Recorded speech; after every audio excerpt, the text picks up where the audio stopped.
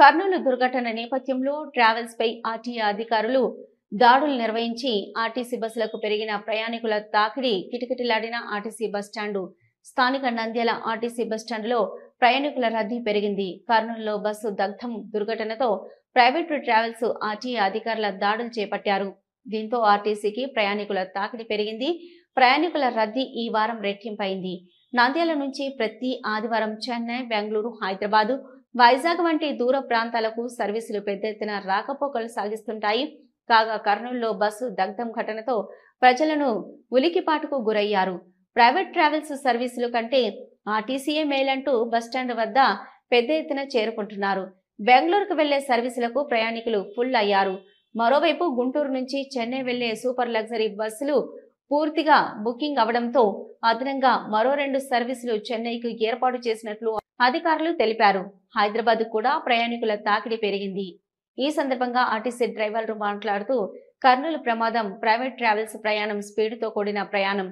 RTC ప్రయాణం సురక్షిత గమ్యానికి చేరుతుంది. ఆదరించండి.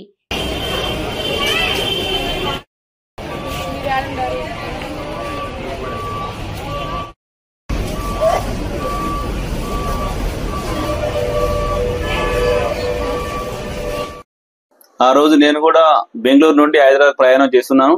నా లహరి బస్సులో కరెక్ట్ 2 గంటల 40 నిమిషాలకు అక్కడ ఇన్సిడెంట్ జరిగింది.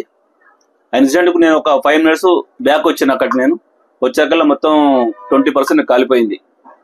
ఆర్టీసీ బస్సు స్పీడ్ మరి డ్రైవర్ నిర్లక్ష్యం వల్ల అక్కడ యాక్సిడెంట్ జరిగింది. అంతమంది నిండు ప్రాణాలు బలిగొన్నారు ప్రైవేట్ బస్సు. అందువల్లనే ఆర్టీసీని ఆదరించండి. ఆర్టీసీలో సురక్షితమైన ప్రయాణం ఉంటుంది. గమ్యస్థానం కూడా కొంచెం లేట్ అయినా మంచిగా చేస్తాం. జనాలు కూడా ఆలోచించాం. ప్రైవేట్ బండ్లను నిరాకరించండి, ఆర్టీసీని ఆదరించండి. సురక్షితమైన ప్రయాణం మేము కల్పిస్తాం. మేము ప్రయాణం లెక్కగానే ఎంతసేపట్లో పోద్ది, కానీ ఎంత సేఫ్ గా పోతామని ఆలోచించాలి జనాలు. ఎంత సేపట్లో పోతాం తప్ప మా బండి 80 స్పీడ్ లాక్కుంటది. సురక్షితంగా వెళ్తాం. మంచిగా గంట లేట్ కావచ్చు మా బండి, కానీ ప్రయాణం సురక్షితం చేస్తాం మేము. అది మాత్రం జనాలు కూడా ఆలోచించాలి. ఆర్టీసీని ఆదరించండి. సురక్షితమైన ప్రయాణం మేము కల్పిస్తున్నాం. ఆర్టీసీ 10 రూపాయలు తక్కువైనా ఎక్కువైనా మేము సురక్షితంగా చేస్తున్నాం జనాలను.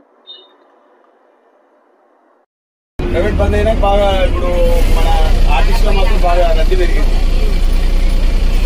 ఇప్పుడు మన ఆర్టీసీ ఆదరిస్తే బాగుంటుంది సురక్ష ప్రయాణం. అది ఆ బండి బండ్లు పెంచాలా, బాగా బండ్లు పెంచి బాగా ఆదరిస్తే కనుక బాగుంటుంది.